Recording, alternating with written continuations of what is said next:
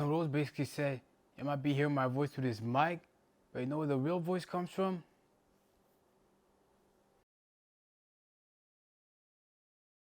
This is someone who made some real bad mistakes over his time in Boston, and to say that he's Notice how they say that he made bad mistakes, like emphasis on mistakes. But the deeper you get into this, you realize that he made a mistake. Not mistakes, mistake. Just catch that. suddenly a changed man in 5 weeks.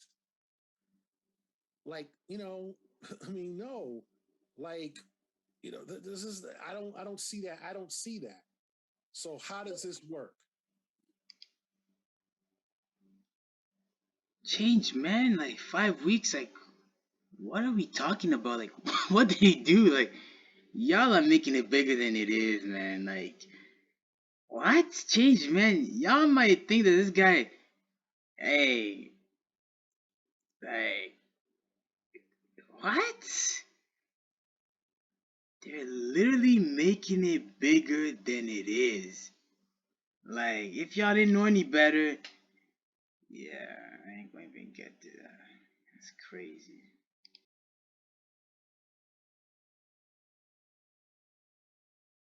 So the Boston Celtics head coach, Ime Udoka, or should I say their former head coach, violated the workplace conduct regarding intimate relationship. Now he got rightfully punished for this. As a matter of fact, he got punished for a year indefinitely. Actually meaning that he got actually suspended for a year indefinitely. Now that's fine, that's not really the issue. The issue is that initially this was said to be a consensual relationship between both parties. But the thing is, we don't really hear from the other member. So now we wonder, initial statements, they say this, it was a consensual relationship. Now it's saying differently. So the natural response is to question this, to kind of be like, you know what? What did actually happen? And this brings us to Jalen Rose. So he was on NBA Countdown trying to figure out what really happened. Remember, he had all the statements, he had all the facts, all the reports, so he was just trying to make a good opinion about it. So take a listen to what Jalen Rose said. To piggyback on Stephen A's point about what Ime did, we know his name. Maybe I'm missing something as it relates to the law, but why we don't know her name? It's not like she's a minor. I feel like we should know her name publicly as well. What's so baffling is that in that same segment, Jalen Rose goes on to apologize for his statement. But if you just listen to the apology, it's one of the most lifeless apologies I won't say I've ever heard, but out there. It's like, this guy was like, yeah, they literally told me to apologize. That's how it comes out. But again, I want you to take a listen. Jalen Rose, and I would like to apologize for a comment I made earlier on NBA Countdown.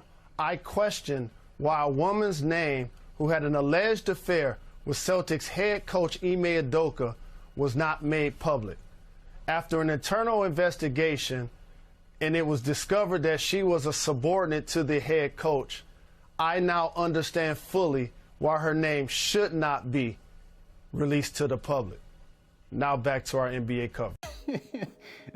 So you listen to that apology, like you can't tell me that this guy actually meant anything he was saying there. Like, no one believes that. And you read all these different reports. Oh yeah, Jalen Rose goes on to apologize. Oh, he learned from his ways. But what they don't tell you is that this is what Jalen Rose is actually saying. Guys, I had no choice. I'm not ready to leave this job yet. So I'm just gonna give this apology. But listen, they did not tell me how I should deliver this apology. They just said sorry. As long as you apologize, you're good.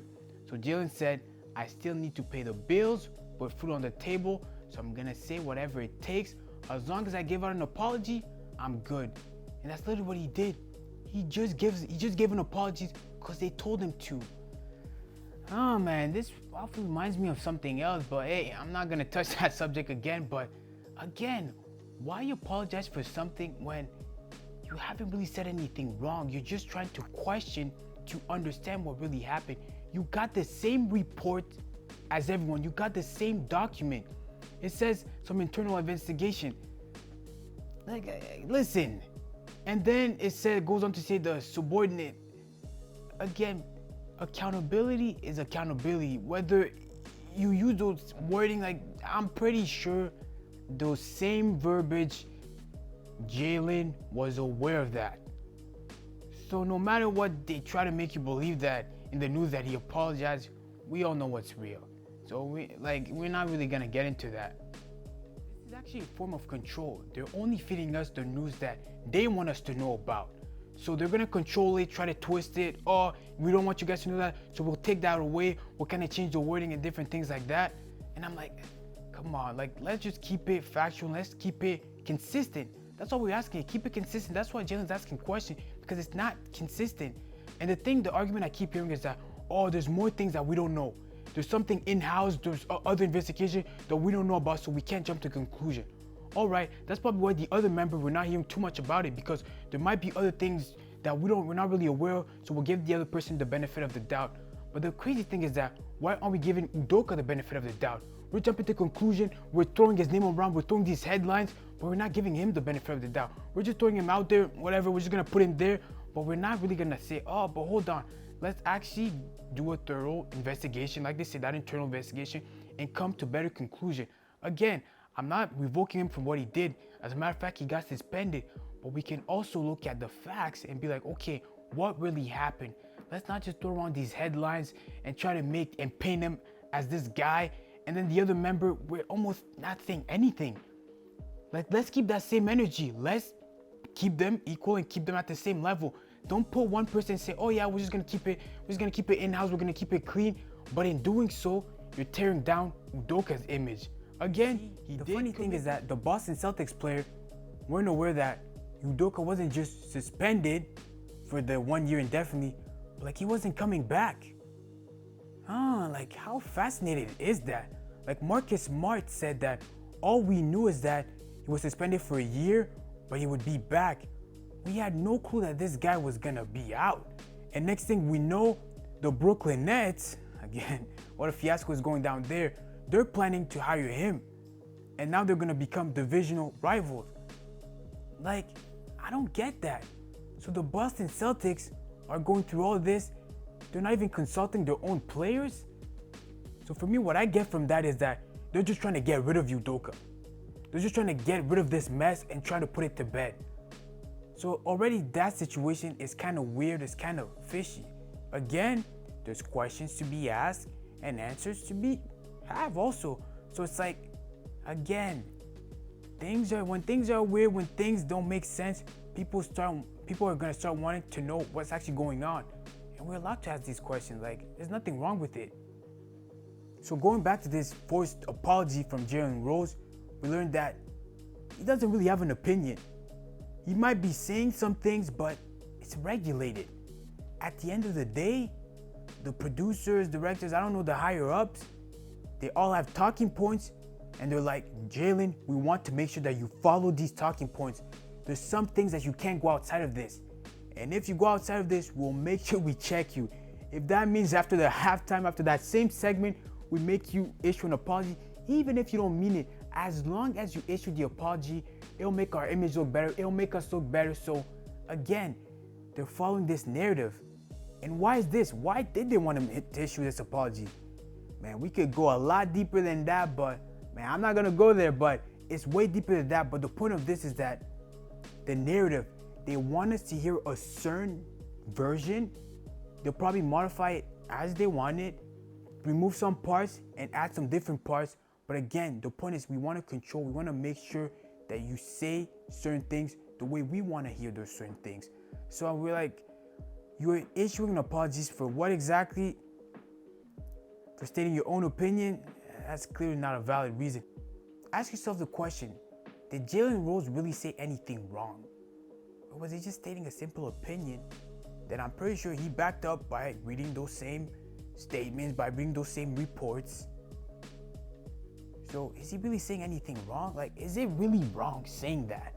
Like, the more you analyze it, I'm like, come on, they really made a big fuss about it. Like, and I'm pretty sure those same people, that same panel as you saw, Stephen A was there, Michael Wilbon, some of them, I would say, they wanted probably to say that too, but they couldn't support him. Because it's funny because Stephen A also was debating that, thinking the older first take. So it's just to say, some of them do see it that way, but they're not really going to express it. So I think Jalen had to kind of learn it that way, but the point is, I don't think it was that bad. If I'm being honest, if I'm really looking at it, he just really stated an opinion. But with that aside, I want to talk about the Ime Udoka to the Brooklyn Nets.